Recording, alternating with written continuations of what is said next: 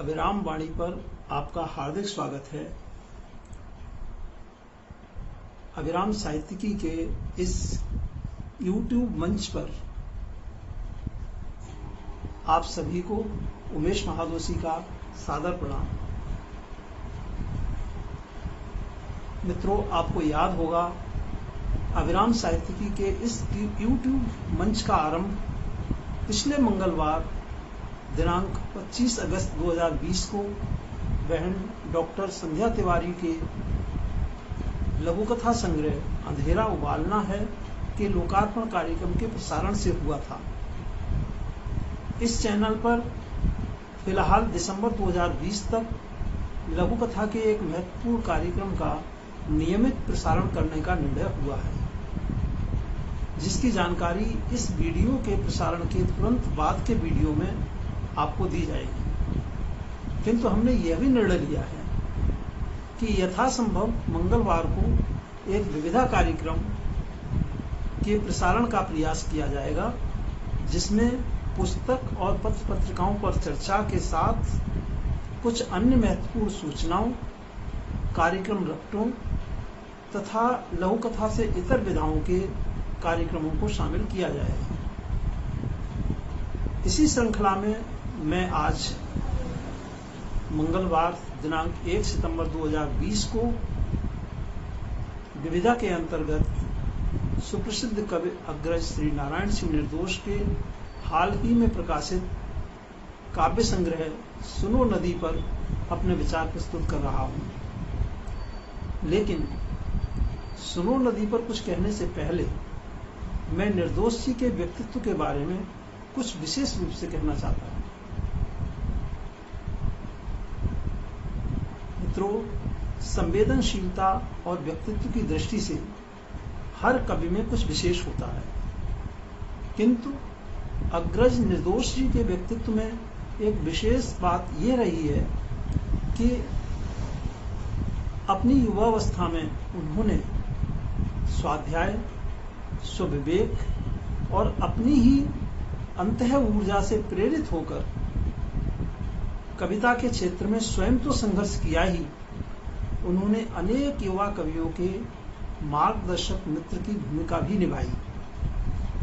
आगरा में 1978-79 से आरंभ करके लगभग एक दशक तक शारदा साहित्य एवं ललित कला मंच नामक संस्था की स्थापना एवं सक्रियता के माध्यम से उन्होंने अनेक नए कवियों को मंच उपलब्ध करवाया। संस्था के तत्वावधान में प्रत्येक माह 2 से 4 तक उद्देश्यपरक काव्य संगोष्ठियों का आयोजन और उनमें आगरा के वरिष्ठ कवियों के मध्य अनेक युवा कवियों की उपस्थिति सुनिश्चित करना और उन कार्यक्रमों का समाचार पत्रों में भरपूर प्रचार एक कठिन कार्य था, किंतु निर्दोष जी की अध्यक्षता और उत्साह भरी प्रेरणाओं के कारण उस छोटी सी संस्था, जो कि संसाधन विहीन थी, उसने सब कुछ कर दिखाया। उन दिनों नए कवियों का प्रकाशन जगत में स्थान पाना आसान नहीं था। इस दृष्टि से निर्दोष जी के संपादन में प्रकाशित 2 काव्य संकलन, तरुणिका और धूप एक बरामदे की,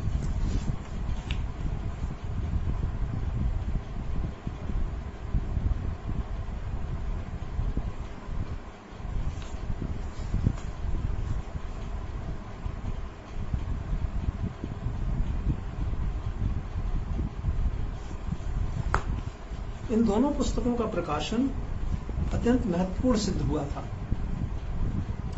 धूप एक बरामदे की संकलन के संपादन में उस समय आगरा की ऊर्जावान कवयित्री मधु गुप्ता का भी रोल रहा है। नए कवियों के लिए इन संकलनों की महत्ता का अनुमान आप इस बात से लगा सकते हैं कि धूप एक बरामदे की संक्षिप्त किंतु महत्वपूर्ण भूमिका और उसके बाद संकलन का लोकार्पण श्रद्धेय डॉक्टर विद्यानिवास मिश्र जैसे महान कवि ने बड़ी प्रसन्नता से किया था।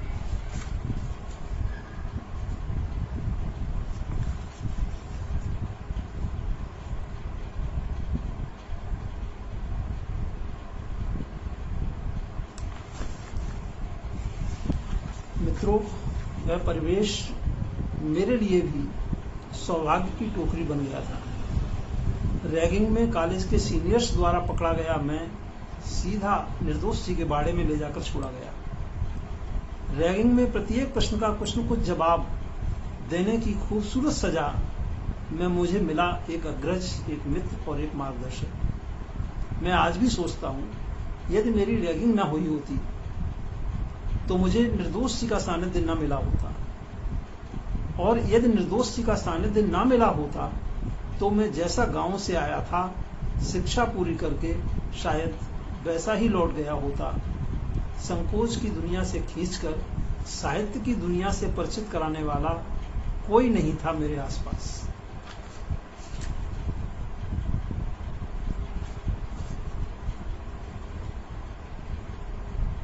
मित्रों, आज मैं अपने उन्हीं अग्रज नारायण सिंह निर्दोष के संग्रह पर अपनी राय रखने के लिए आपके सम्मुख हूँ। यहाँ एक बात मैं ईमानदारी के साथ स्वीकार करूंगा कि जैसा रिश्ता मेरा निर्दोष जी के साथ रहा है, वैसा ही इस संग्रह की रचनाओं के साथ भी रहा है। इनमें से अधिकांश का पहला श्रोता या पाठक रहने के साथ मैं इन कविताओं का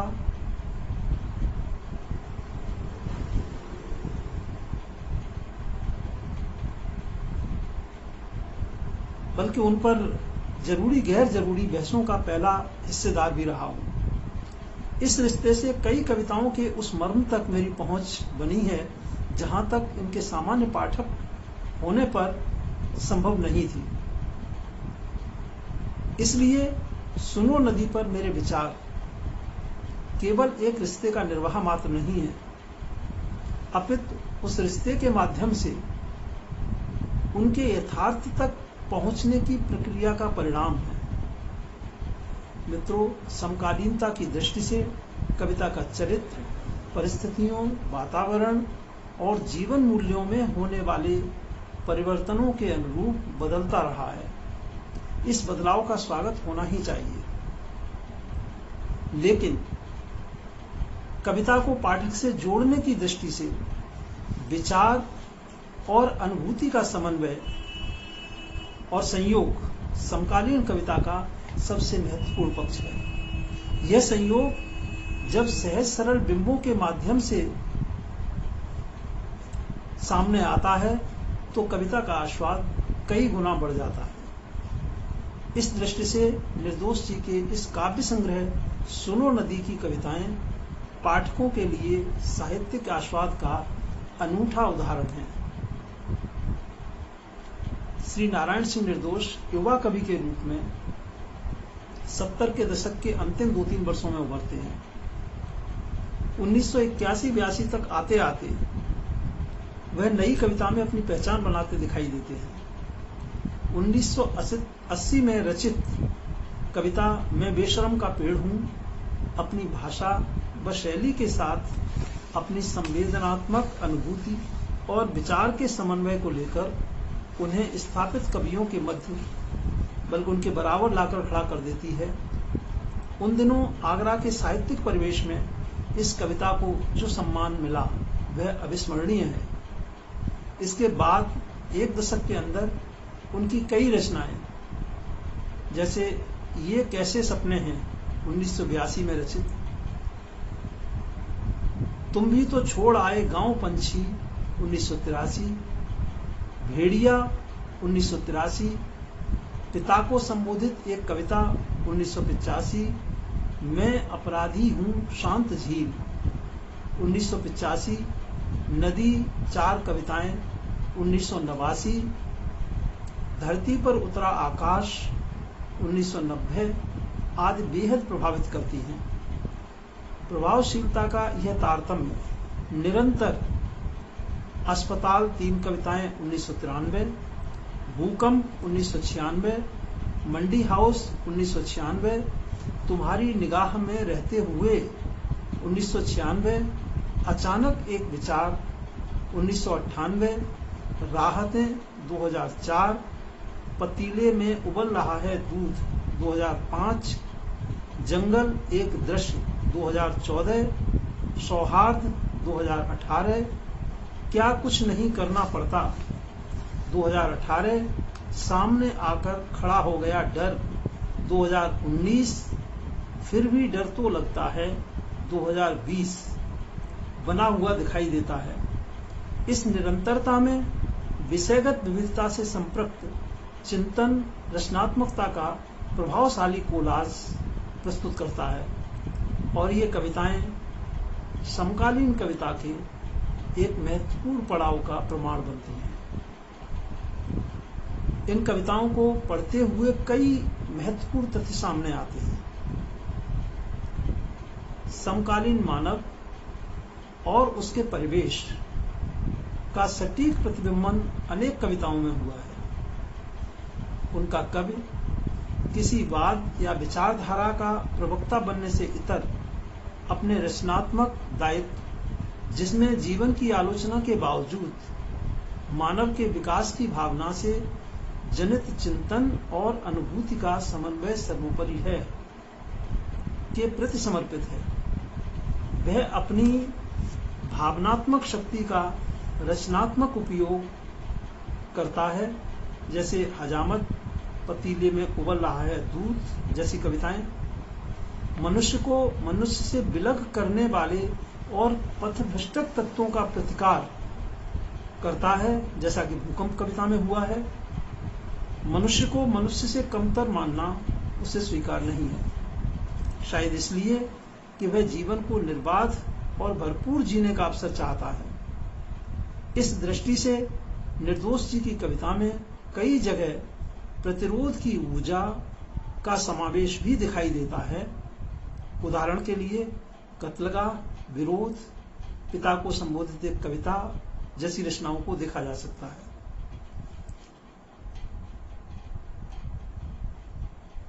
उनके कवि को इस बात का भान है कि जीवन के विद्यमान यथार्थ की तमाम प्रतिकूलताओं के बावजूद जीवन और उसकी आस्थाओं को बचाकर रखना आवश्यक है। यही कारण है कि वह महानगर में पैर पसार कर भी अपनी जन्मदात्री ग्राम भूमि की सुगंध को अपने नथुओं से दूर नहीं होने देता। ये कैसे सपने हैं से लेकर कहाँ गए चौबारे तक की भाव व्यंजना इसका प्रमाण है। और नदी 4 कविताएं, अर्ध्य, चहलकदमी करने लगे हैं पेड़, गांव 2 कविताएं, तुम्हारी निगाह में रहते हुए आदि जैसी कई कविताएं इसका विस्तार है।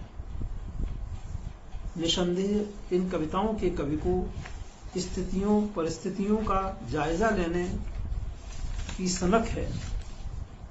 इसके लिए वह कहीं भी जाकर खड़ा हो जाता है, कोई सुने या ना सुने, देखे हुए पर अपनी बात रखता है, बुदबुदाता है। वह इस बात से नहीं डरता कि कोई क्या कहेगा। वह बीच जंगल में जाकर खड़ा हो जाता है, चीतों के चंगुल में फंसी बकरियों की हालत देखने, दंगों के बाद भयाक्रांत माहौल का जायजा लेने, अपने अंदर के तमाम डर को अपनी कांख में दबाए हजामत वाले की दुकान पर जा बैठता है।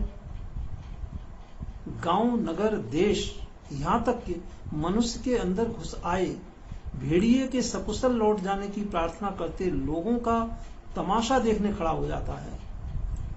नर्स और डॉक्टरों की बेरुखी की चादर खींचने अस्पताल में जा घुसता है,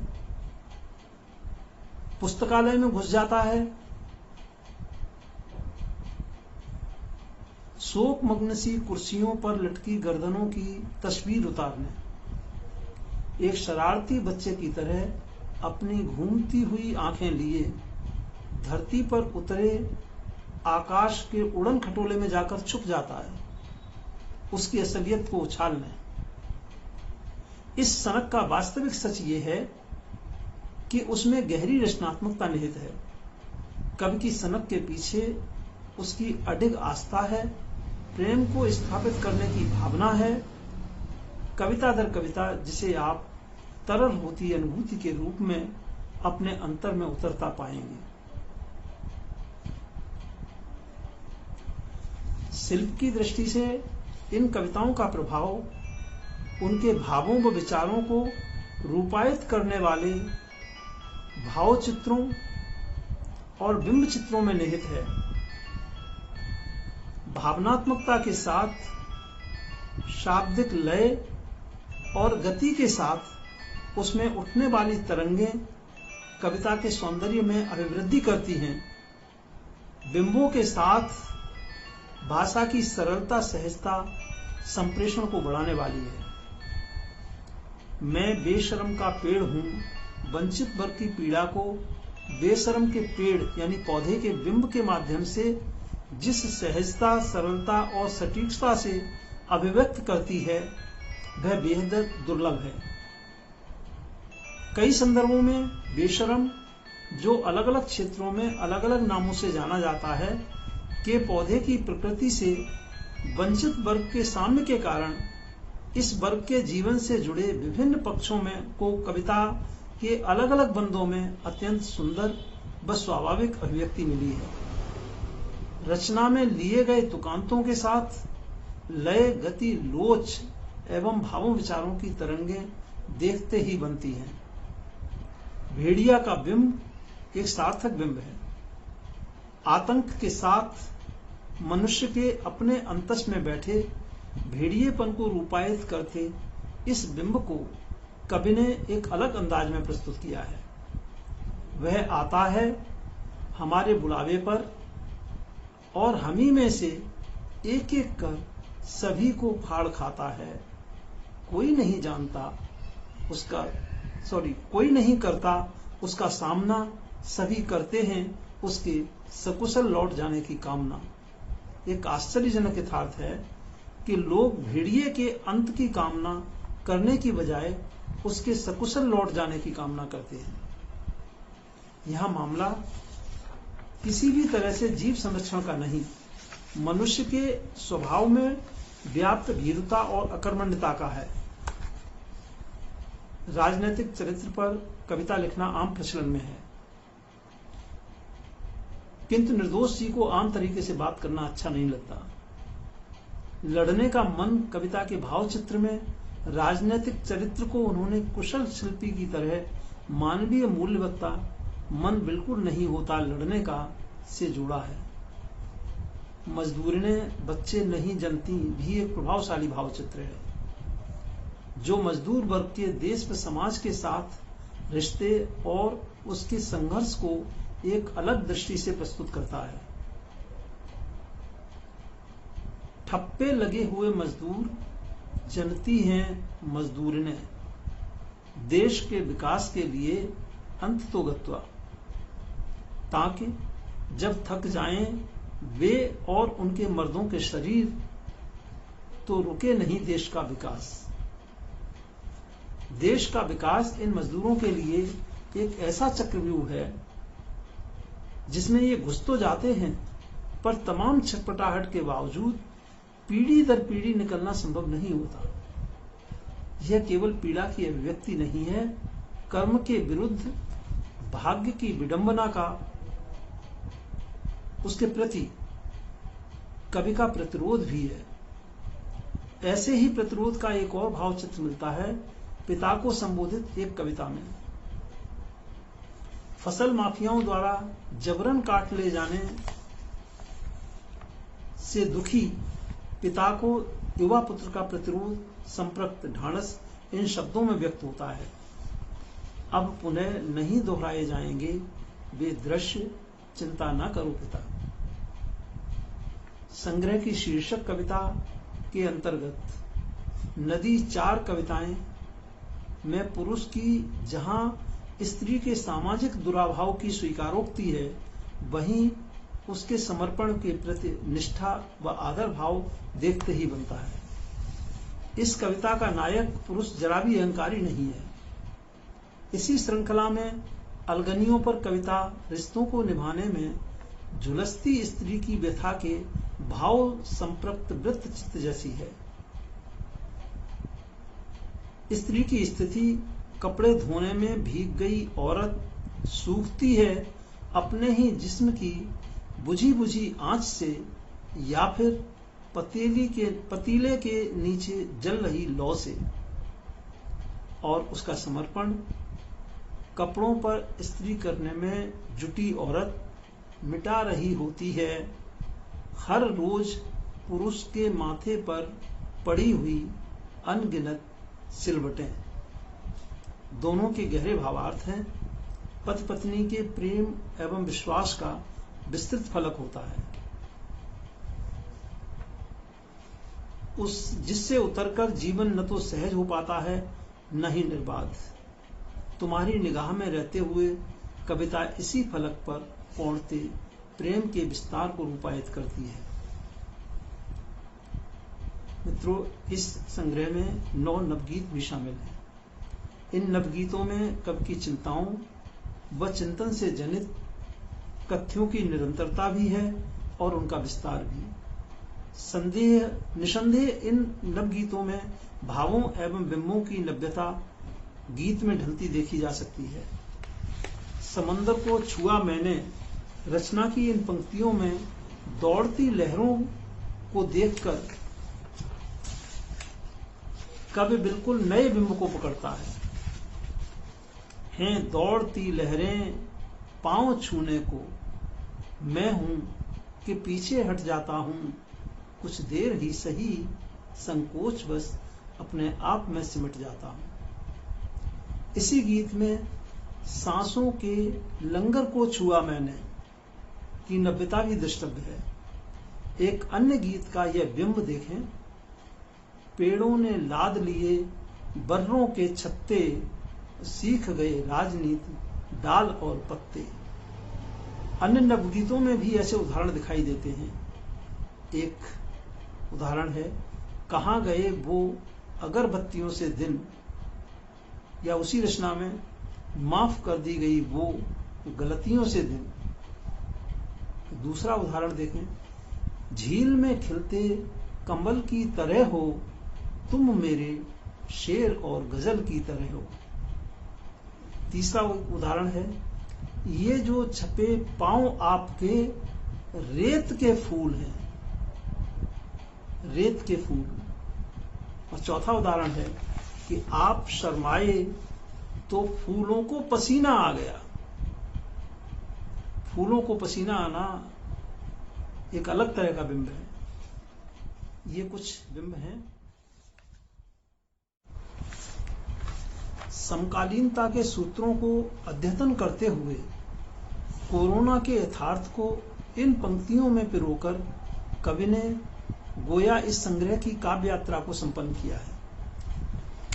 पता नहीं क्यों अब वो नहीं घटता सब कुछ, न वो सपने आते हैं, न कुत्ते रोते हैं, न बिल्लियां रास्ता काटती हैं, इसलिए कि अब खुद सामने खड़ा हो गया है एक विशालकाय भय, जिसके सापेक्ष बोना हो गया है कुछ महीनों वाला डर। संक्षेप में कहूं तो इन कविताओं में मानवीय जीवन की विसंगतियों पर तीखी टिप्पणी है, तो इनमें जीवन के अनपेक्षित सत्यों की स्वीकारोक्ति और प्रेम की सघन अनुभूति का प्रवाह भी है। वास्तव में ये कविताएं जीवन के यथार्थ सत्य की पहचान है। श्री नारायण सिंह निर्दोष समकालीन कविता के अग्रणी रचनाकार हैं। उनकी कविता की शैली कुछ अर्थों में केदारनाथ सिंह जी की काव्य शैली के समानांतर चलती प्रतीत होती है। तदापि वह अपनी बात अपने अंतर्मन की उन्मुक्तता के साथ रखते हैं, जो एक कवि के अपने अस्तित्व के लिए बहुत आवश्यक है। इन कविताओं को पाठक लंबे समय तक याद रखेंगे, ऐसा मुझे विश्वास है। संग्रह का खूबसूरत आवरण चित्र निर्दोष जी की प्रतिभाशाली कलाकार बिटिया आकांक्षा सिंह ने बनाया है।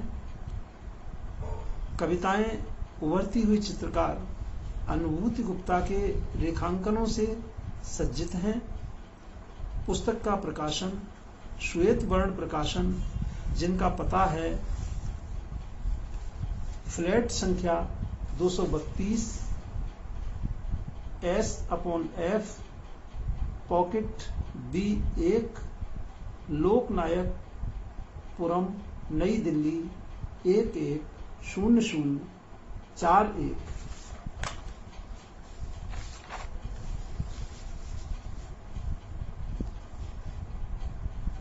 और इसकी कीमत रखी गई है मात्र 160 रुपये।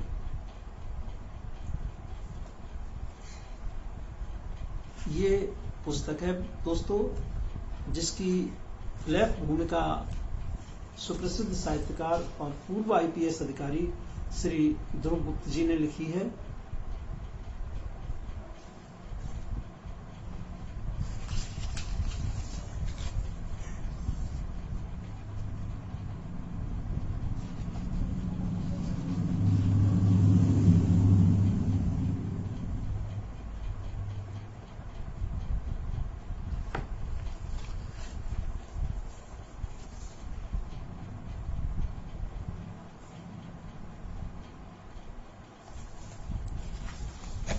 दोस्तों, अभिराम वाणी में आप सब हमारे सहयात्री हैं, इसलिए आप तक हमारा प्रत्येक वीडियो पहुंचना आवश्यक है।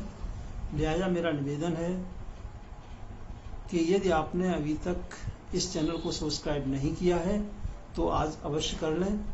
साथ ही सब्सक्राइब वाले आइकन के बराबर में घंटी जैसा एक और आइकन होता है, जिसे बेल आइकन कहते हैं, उस पर क्लिक करके नोटिफिकेशन ऑन कर लीजिए। ऐसा करने से हमारे अपलोडेड प्रत्येक वीडियो की सूचना आप तक पहुंचती रहेगी। आशा है आप लोग हमारे साथ जुड़ेंगे और हमारा उत्साहवर्धन करेंगे। धन्यवाद।